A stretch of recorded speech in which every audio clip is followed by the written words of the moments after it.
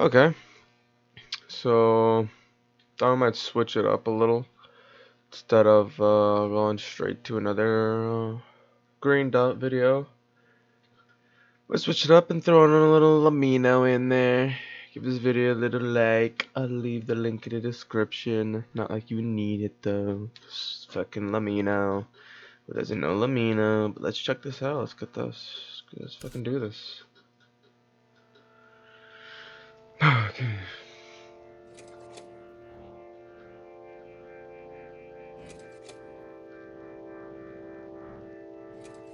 In early 1959, a group of hikers decided to head out on an expedition across the mountainous region of Western Soviet Union. The group consisted of 9 experienced men and women greatly familiar with the Siberian wilderness. Yet, this adventure would prove to be their last. Despite our criminal investigation, photographs and journal entries, the case remains unsolved after more than half a century. This is the case of Dyatlov Pass. Dyatlov Pass.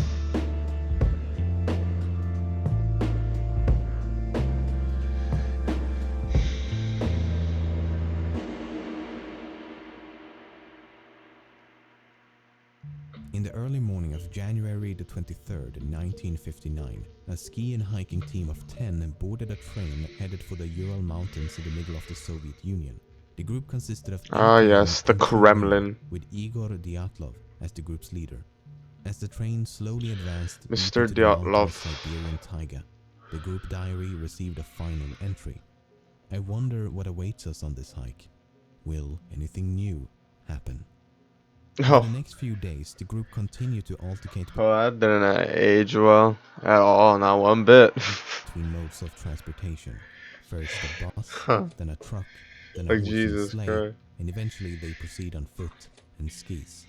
On January the 28th, Why one were of they the going on hikers this named expedition though? Yuri Yudin had begun to feel quite ill and eventually decided to head back, while the remaining group of 9 continued as planned. These photos were taken just before they parted ways, and it would be the last time he saw his friends alive. The group resumed their expedition across the snow-covered outback. Dude, who would have thought that him being sick would end up saving his life, dude? His illness, unironically, just saved his life, dude.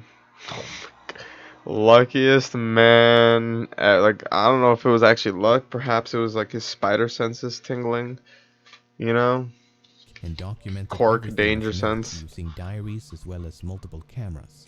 Recovered photos and journal entries suggest that the trek progressed as one would expect, with no unforeseen complications. Just lots of snow, bitter cold, and an increasingly arduous landscape. On February the 1st, they reached the foot of a mountain known to the indigenous Mansi population as Dead Mountain. They spend the better part of the day progressing up the slope and Bro. eventually decide to set up Dude, come on, man. You're already stepping into a fucking like a domain expansion called Dead Mountain, bro. Like a fucking dead zone. These motherfuckers are entering like a raid zone right now. What'd you think was gonna happen? You're literally entering Dead Mountain. Whoa. What were you expecting to find? Like fucking like roses and dragons and shit? camp only a few hundred meters from the peak. These are some of the last photos recovered from the cameras, and the last sentence of the final entry reads, "It is difficult to imagine such a comfort on the ridge, with shrill, howling wind hundreds of kilometers away from human settlements."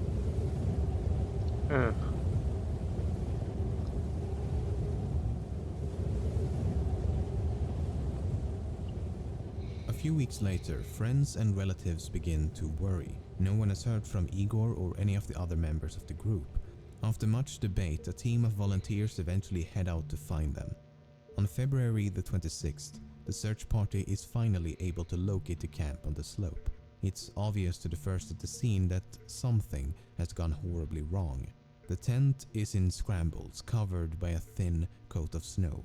The hikers' belongings and equipment was found orderly placed inside the tent, but the tent itself had been slashed open with a knife from the inside.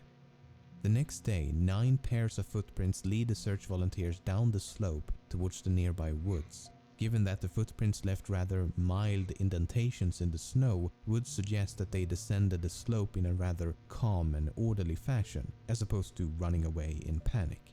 The footprints could be tracked for about half a kilometer from the tent until the trail was completely covered by snow. So they continued in the direction of the trail and under a large cedar tree at the edge of the forest, next to the remains of an improvised campfire, they found the frozen bodies of Yuri Doroshenko and Yuri Krivonoshenko. Jeez. It would take over 2 months for the bodies of all 9 hikers to be recovered.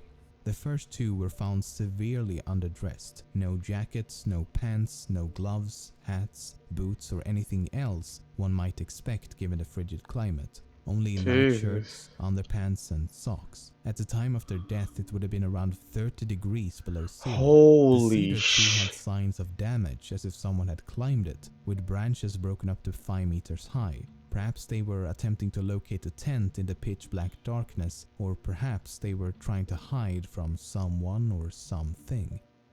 The next 3 hikers were found at varying distances between the tent and the tree, covered by a few centimeters of snow. They were better dressed than the previous 2, but not by much, as they still lacked essential items such as boots, hats and gloves. They were all found facing the direction of the tent as if they were struggling to return at the moment of death. While some of them had sustained minor injuries, all 5 had died of hypothermia. It should also be noted that 4 of them had died while intoxicated. The last 4 hikers were found at the bottom of a small hill, covered by 3 meters of snow, 75 meters from the tree in the opposite direction of the tent.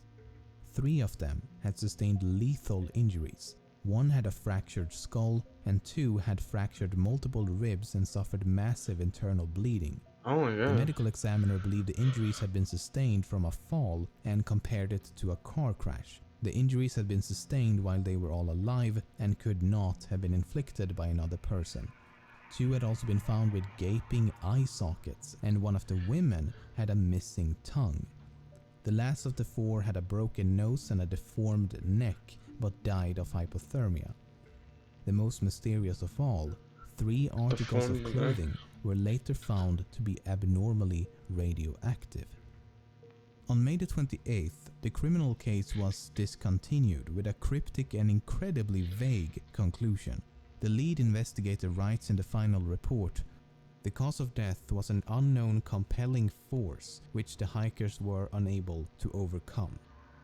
Not exactly the most satisfying answer and barely An unknown compelling force? So, the just in boogeyman is case out the here? Galactic Empire had nothing to do with the death of the hikers, is it possible to explain some of the more enigmatic Like, yo, bro, what the? No, pause, dude. What the fuck? Can you imagine being, like the parents of like one of the loved ones that died here, or like a brother or sister, and this guy's talking about, oh yeah, compelling force that your brother couldn't overcome is what killed him. Motherfucker, bro, what? What are you going on, bro? What are you talking about, dude? Like, what are you trying to tell me? Bigfoot killed him? details in a less vague yet credible fashion. Let's give it a shot. The fact that Dubinina was missing her tongue has been taken way out of proportion. Some say that it was cut off or ripped out while she was still alive. Others say it was eaten by scavengers after death, while some even claim the tongue was later found somewhere else. But I've read the medical reports and this is what it says. The diaphragm of the mouth and the tongue is missing. That's it. There's nothing about cutting or ripping or anything. I don't know how or where it began, but there seems to be an exaggerated importance placed on this missing tongue, while in reality, it's a rather minor detail. At least the medical examiner believed it to be a minor detail, otherwise he would likely have elaborated further. For example, the same section of the same report states, gaping orbits, the eyeballs are absent. Equally mysterious, right? Well, no, because the medical examiner does provide an explanation for both. Soft tissue injuries to the head are post-mortem changes to Dubinina's corpse, which was recently exposed to water prior to detection. He even adds putrefaction and decomposition in parentheses to clarify exactly what it means. And this was not even exclusive to Dubinina, as the 4 last bodies were all damaged due to the melting snow. Now, some who claim that her tongue must have been removed while she was still alive have pointed to the fact that she had about 100 grams of blood in her stomach. But that's not exactly true either. The relevant portion of the forensic examination reads, the stomach contained up to 100 cubic centimeters of a dark red, slimy mass. That's about 10 centiliters of something, most likely food, mixed with something red, most likely blood. So we don't know how much blood was in her stomach, just that there was blood in her stomach. Which isn't that strange, given that she was suffering from massive internal bleeding. Yeah, that's true. One of the most mysterious aspects of this case is that 3 separate articles of clothing discovered on 2 of the bodies were found to be radioactive. The which radiation does indeed sound a bit mysterious, but you have to keep in mind that almost everything is slightly radioactive. So we need more details. The radiological studies claim that under normal circumstances, an area of 150 square centimeters should not exceed 5,000 disintegrations per minute. Disintegrations. Only 3 articles of clothing exceeded or equaled that limit at 5,000 dpm, 5,600 dpm, and 9,900 dpm. The only explanation given in the report is that the clothes were contaminated as radioactive dust fell from the atmosphere, or the clothes were susceptible to contamination when in contact with radioactive substances. In other words, they were unable to determine exactly how the clothes were contaminated, but it's not unrealistic to believe it to be a result of natural processes.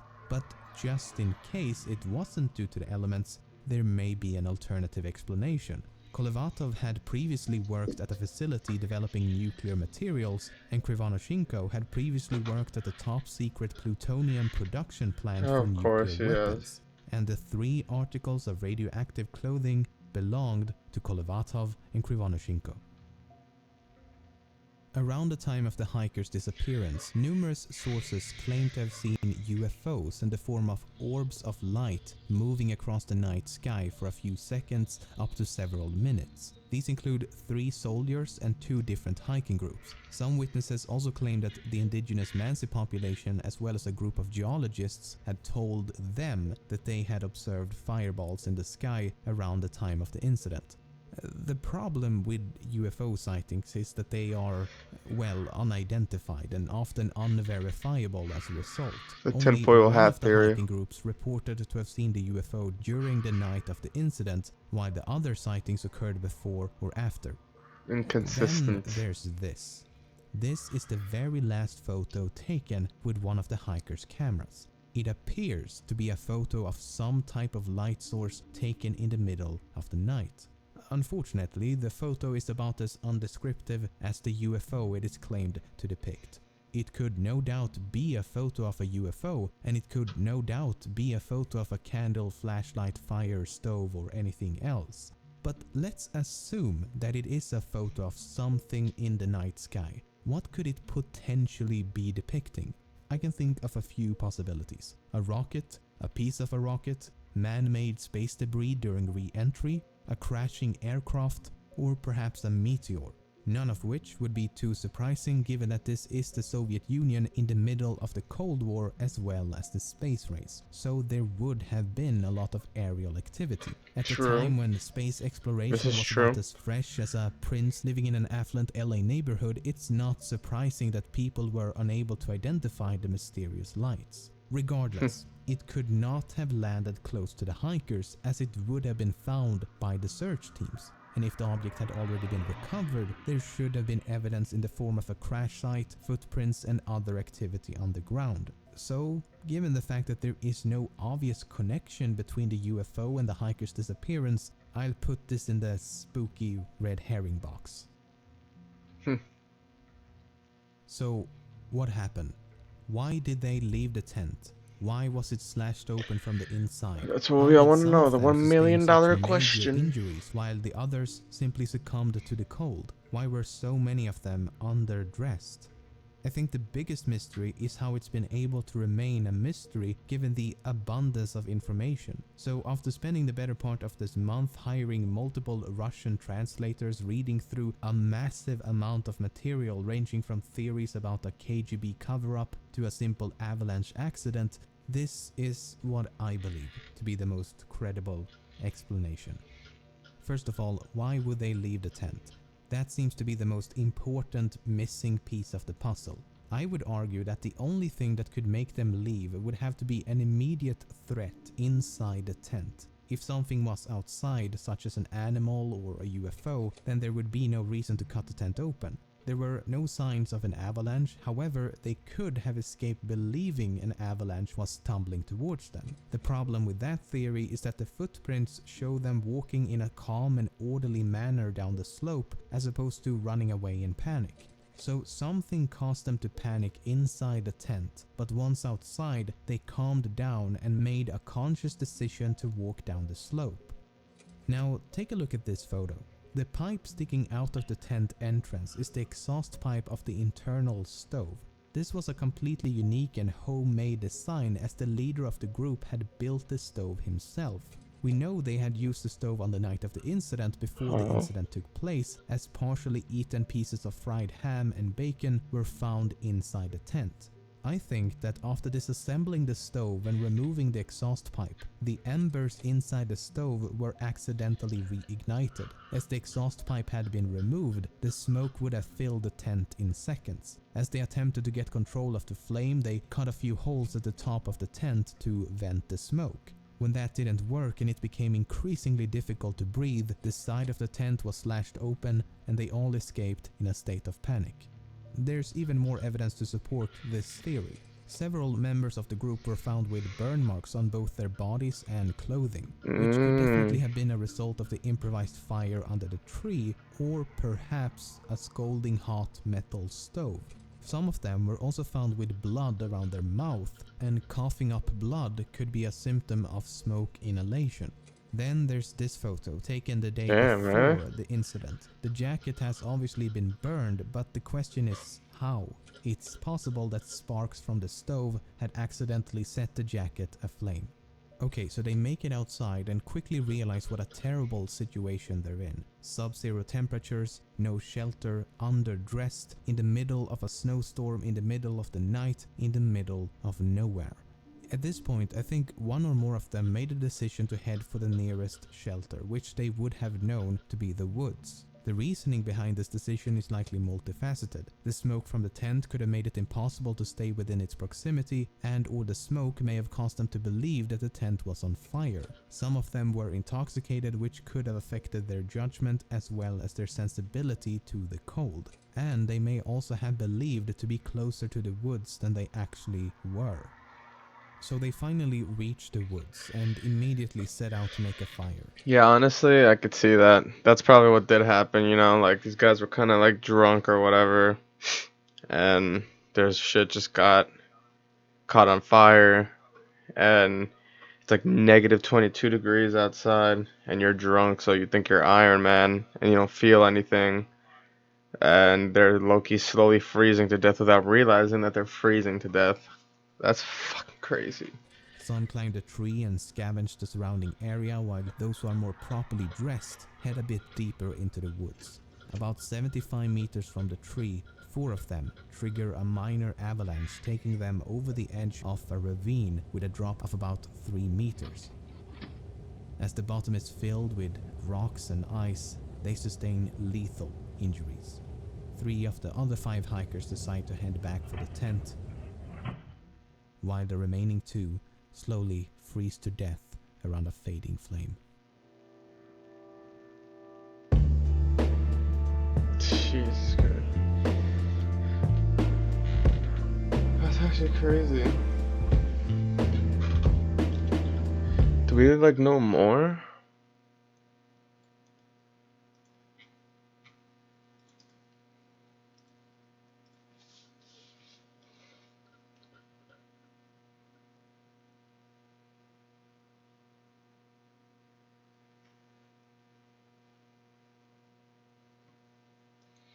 I'm Ryan, that's Brent. Let's do this. This week on BuzzFeed Unsolved, we're covering Dyatlov Pass. It's probably one of the weirdest cases out there. He says that every time. Even your precious science won't save you today. Okay. On the evening of February 2nd, 1959, a group of 9 skiers led by Igor Dyatlov died near their campsite next to Otorten Mountain in Russia. The horrific state of the campsite was discovered on February 26 by a rescue team. 2 of the 9 bodies were found by the tree line about a mile away from camp. And despite temperatures dropping to negative 30 degrees Celsius, the 2 bodies were curiously wearing nothing but underwear. Where were their clothes? Oh, you'll find out. Okay. Another 3 bodies were found between the camp and the trees. One of them had a fractured skull. However, doctors at the time determined that the cause of death for all 5 was hypothermia. Strangely, the remaining 4 bodies of the 9 original were not found until 2 months later. Of these 4, 1 had a fractured skull, 1 had crushed ribs, and 1 woman had crushed ribs and a missing tongue. Whoa. Oddly, these 4 bodies that were found later were wearing the clothes of the previous bodies that were found 2 months earlier. Even more bizarrely, when these clothes Wait, were what? tested, they were found to be radioactive. Interesting. In fact, there were reportedly traces of radiation all around the campsite. Number 1, what kind of radiation? Alpha, beta, gamma? Does it matter? It's radiation. Well, lots of things have radiation. Like, that word in itself is not necessarily as scary as one might think. The radiation becomes even more puzzling when combined with the fact that there was no outward trauma to the bodies. The injuries found in the bodies were caused by a force determined to be too strong for a human to cause. The creepiest detail, however, is that there was no evidence of an outsider entering the tent. The tent was ripped from the inside. How do you look at a tent and know, this is ripped from the inside? How did you determine any of these things they determined? I just Forensics. Oh, if you don't know, okay, cool. Just say they're facts unknown, but that's what the detective said. Anyways, let's get to the theories now. One theory is that there was an avalanche that buried the tent.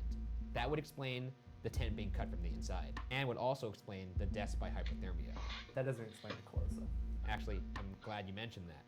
There's an effect called paradoxical undressing, where disoriented hyperthermia victims remove their clothes because their bodies feel like they're burning. This would explain the nearly naked bodies, but this theory has no answer for the radioactivity, nor does it have an answer for the missing tongue. So that theory to me is nuts. What? How? How is avalanche out? How does an avalanche cause radioactive forces, and how does an avalanche rip someone's tongue You out? didn't say her tongue was completely gone. You said her tongue was cut off. It says missing tongue. There's some translation. How does that things going on work? From Russian to English. I'm just saying. You're actually so cold that your body feels like it's hot, so you take off all your clothes. The autopsy team said an explosion could have caused some of the injuries that were bizarre. However, no evidence of an explosion was found, and no records of a missile launch were located. Something I didn't mention earlier. A missile the launch. expedition originally had 10 skiers, but one of them left early due to an illness, a man named Yuri Yudin, making him the lone survivor of the trip.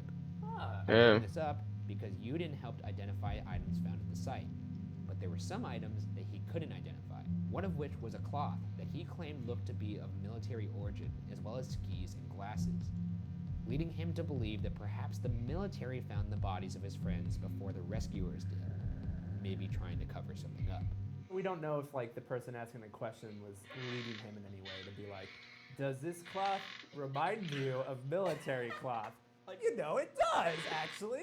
Like So- I'm making a murderer. Yeah, kind of thing. exactly. You know, it Also, kind there of was no does. evidence of a fucking explosion near there. That's kind of hard to cover up. Well, not if a missile hit the top of. You ever see Mulan when she does the thing? Okay, and right now you starts are the avalanche? citing a animated feature film by Disney. On to the next one. This next theory, even I will admit, is completely bananas. Some suspect that the group was actually attacked by a Yeti. All right, next.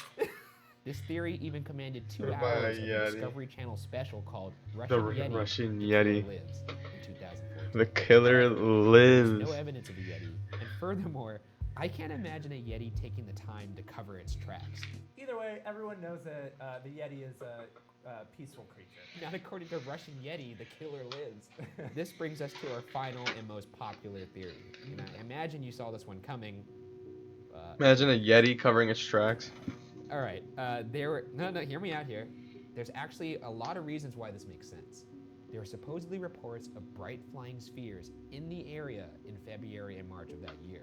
Here's a quote from lead investigator Lev Ivanov. Quote, I suspected at the time and am almost sure now that these bright flying spheres had a direct connection to the group's death, end quote. Even more peculiar, Ivanov was also ordered by Soviet officials to close the case. Aliens would also perhaps explain the radioactivity found at the site, and would also explain the inhuman trauma caused to the bodies. And as far as no evidence being found of an outsider from the tent, I think it's safe to assume that if they're out there, aliens have gotten pretty good at covering their tracks. I don't buy it. Bright flying spheres, missiles. No! You're going aliens over, a possible missile. I think they're both equally plausible. Maybe that's why they ripped the tent open from the inside. Maybe they saw something they didn't want to see and they got so scared that they Oh, went to yeah? retreat and they were like, fuck zippers. No. Yes. How? Because there's no evidence of a fucking missile blast. There's no evidence of a fucking alien ship landing on a mountain. That's because we wouldn't know what evidence of that looks like. And if there was... What are you talking about? No, fuck you. Regardless, in the end, authorities supposedly determined that the deaths were caused by a unknown compelling force. I agree. And consequently, the case remains unsolved. Based off the information in front of us, I go avalanche number 1, military cover-up number 2.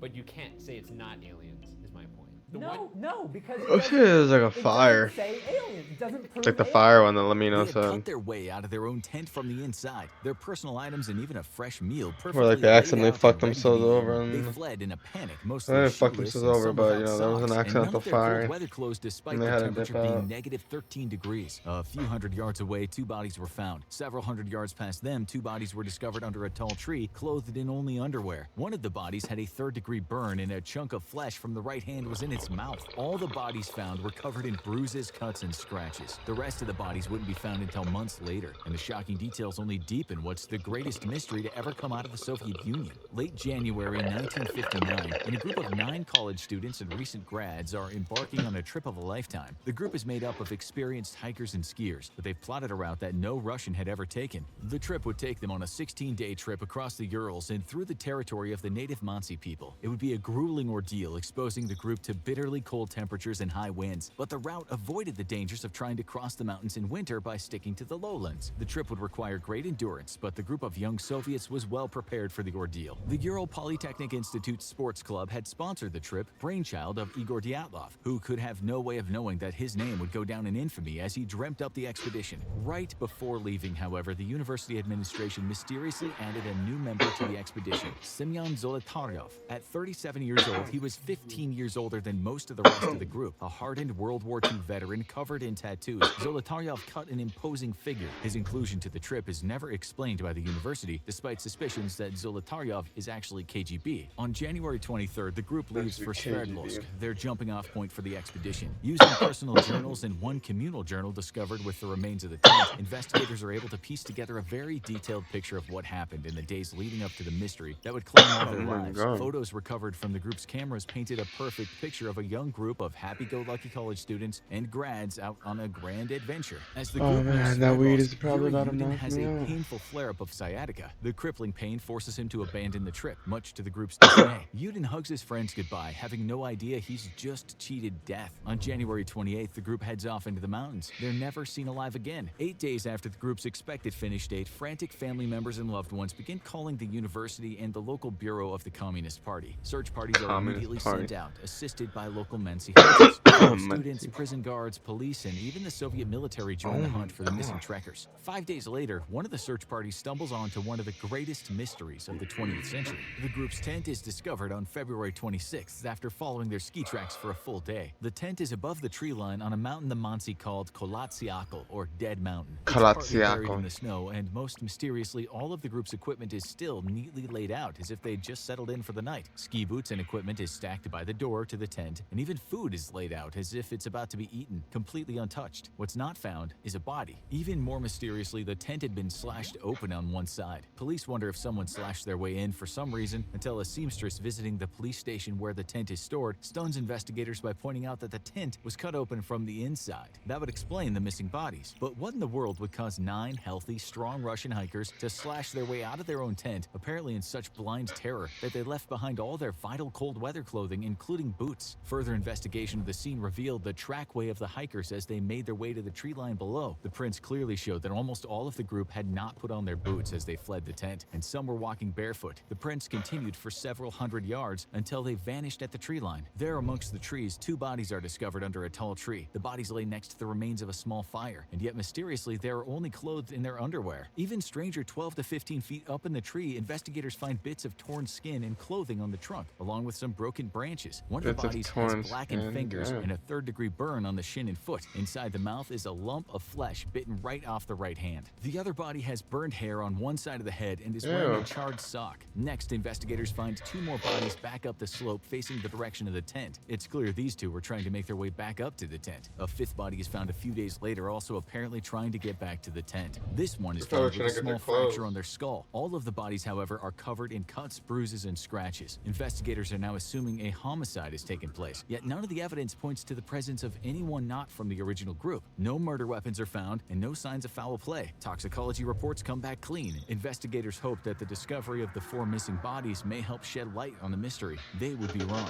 As snow begins to melt, a Muncie hunter discovers the remains of a makeshift snow shelter 250 feet from the tree where the 2 burned bodies were found. Inside the shelter is bedding made out of branches, along with black cotton sweatpants missing one leg and the left half of a woman's sweater. Authorities begin to probe the snow in a search What for the the bodies, fuck? and soon discover the 4 missing bodies buried under 10 feet of snow on a rocky stream bed. One of the bodies has a head injury so severe that pieces of bone have been driven into the brain. 2 others have crushed chests and multiple broken ribs. One has a hemorrhage in the right ventricle of the heart. Another is missing its lips, and a third is missing its eyes, tongue, and part of the upper lip. The medical examiner remarks that the injuries would be similar to what would be expected if the bodies had been found at the scene of a car crash. The bodies are also discovered to be wearing pieces of clothing removed or cut from the 5 bodies discovered earlier, indicating these 4 survived longer than the first 5 found. Greatly deepening the mystery, several of these clothing items emit very high levels of radiation, and a radiological expert testified that as the bodies have been exposed to running water for several months, the original radiation levels must have been much higher. The investigation is abruptly closed on May 28th. The original intent had been to determine if a homicide had taken place. Whatever happened to the group of 9, it was clear they had not been murdered, at least not by anything human. Independent investigations are immediately launched, with dozens of different theories offered Amoida. on what exactly happened to this group of seasoned hikers in great physical shape up in the Ural Mountains. What could have possibly caused 9 people to cut their way out of their own tent, flee into a raging blizzard with no cold weather gear or even shoes, and then be discovered with high levels of radiation, broken and mangled bodies, and third-degree burns? Theories fly wild and free. One investigator discovers burn marks on several trees and concludes that some sort of heat ray was used on the hikers. He backs A this heat conclusion ray? up with reports from locals having seen strange balls of Hey, light my in boy the got sky and nowhere. Kamehameha'd. The very last photo in one of the group members' camera is of strange flares and streaks of light against a black background, though this is common of the final photo taken with a film camera. The possibility that the group was attacked by a Yeti is also raised, as one of the other group members' photos shows a dark hulking figure amidst some trees, yet no tracks except for the groups are ever discovered. Perhaps the Americans did it. Why was 37-year-old Semyon Here we go. Zolotaryov attached to the Americans. expedition at the last minute by the university? His service record contained large gaps indicative of someone who is likely in fact working for an intelligence agency such as the KGB. Could the group have run afoul of CIA operatives or American mercenaries after a deal gone wrong with Zolotaryov? The most popular theory, however, is that the group inadvertently wandered across a test of a secret Soviet weapon. It's believed that some sort of missile launch went wrong and rained debris down on the tent, forcing the group to flee. That would explain the third-degree burns discovered on 2 of the bodies, and perhaps even the presence of a Yeah, but then potential where would all the KGB agent debris is? perhaps You would be attached able to to find group the debris. monitor them as they passed through a secret military testing site. Yuri Yudin, who was forced to abandon the trip due to his sciatica, would go to his death, claiming that the group was removed from the tent at gunpoint and killed, either by American CIA agents or the Soviet military. Now, however, we finally know what really happened on that fateful night in 1959. In 2019, the case was reopened for investigation, and Oh, Andrei shit. Kiryakov, a prosecutor, was put in charge. Using photogrammetry from the original investigation's photos of the scene, his group was able to better estimate the real location of the tent several hundred feet from where it was originally believed to have been located. This would shit. prove crucial to understanding what happened that night. This new location placed the tent on a much steeper section of the mountain. Weather reports from the night in question show that the winds had been gusting up to 65 miles per hour, with temperatures at minus 30 degrees. Photographs from the hikers showed that they had cut deep into the snowpack at a right angle to the slope as they pitched their tent, trying to shelter themselves from the incredibly strong winds. What would normally be a smart survival move would prove to be fatal. The group's cutting into the snowbank had inadvertently weakened the entire snowbank. As the blizzard raged, damaged, additional snow was heaped into the structurally weakened snowbank. Sometime in the evening, the snowbank gave way, and a 3-foot thick slab of snow slammed into the tent from above. With up to 1,000 pounds of snow smashing down on the skiers, immediate injuries would have been severe for those in the most unfortunate locations inside the tent. The incredible weight would have also prevented the group from getting most of their gear. But even more importantly, the sudden shift in the snow would have triggered an instinctual fear familiar to every mountaineer in the world: avalanche. This would explain why the hikers cut their way out of the tent and fled into the night, downhill and toward the tree line. The suddenly shifting snow would have appeared to them as the beginning of an avalanche, and their only hope of survival would have been amongst the trees. There was simply no time to retrieve any clothing or cold weather gear. The group eventually took shelter under the cedar tree where 2 of the bodies were discovered. They built a fire, but somebody was forced to climb up the tree to find dry branches nearer to the top, explaining the skin and bits of clothing found on the trunk. With massive wind gusts, however, no fire could warm the ill-equipped group, and it would not have taken long for 2 of them to succumb to hypothermia and die. The 3rd-degree burns discovered on the body could have been from a desperate attempt to get warm, or from falling over into the hot coals after death. The flesh discovered in one of the corpse's mouths was likely the result of delirium, the individual biting savagely into his own hand. The 7 survivors then cut the clothes off their 2 dead comrades, explaining why they were found in their underwear. The group now split up, with 3 of them, likely the strongest, heading up the mountain to the tent to attempt to retrieve their cold weather gear and supplies. And at this point, the group likely realized an avalanche was not coming, but in the driving snow and dark of night, there would have been little hope of them finding their way back to the tent. Thus, the 3 froze to death on the slope of the mountain, only a few that makes more sense, yeah. Of warm clothing. The other 4 decided to build a snow survival shelter and huddled for warmth, likely to wait out the night and seek out the tent in the morning. However, the group hit yet another stretch of bad luck, as the spot they picked to dig lay right above a stream. This particular stream doesn't freeze in winter, and instead hollows out a deep tunnel under the snow and ice through which it flows. As the group dug down into the snow, they accidentally breached the tunnel, causing it to collapse. The 4 fell into the stream below and were buried under 15 feet of snow, the crushing weight of it causing the injuries discovered on the bodies. From here, scavengers discovered the bodies and ate the various missing parts of the corpses' faces. This still left the mystery of the high levels of radiation, though, but that too could be solved with some background info on the skiers themselves. One of the skiers had actually worked at the site of the world's 3rd worst nuclear accident, the Mayak nuclear complex. An explosion of radioactive waste had spread a plume 200 miles north into the East Urals. The hikers had even helped with the cleanup, and one of the other hikers lived in a village inside the contaminated zone itself. High levels of radioactivity would thus be likely amongst the personal clothing of both these individuals. The explanation had not satisfied everyone, but to date remains the most realistic and plausible explanation of what happened to the 9 hikers on that fateful night in the Urals. Ultimately, the only people who know the truth tragically died in the prime of their lives, and if the Soviet government was either this or the involved, fire they've one kept that the Let Me secret Know of their deaths said. for 60 years.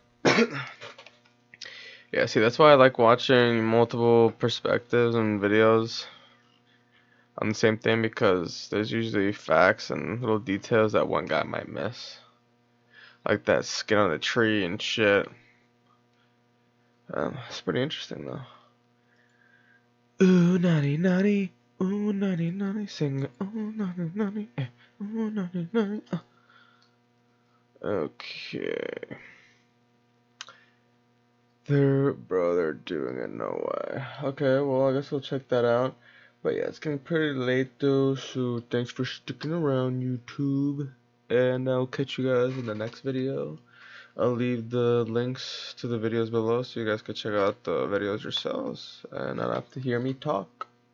But yeah.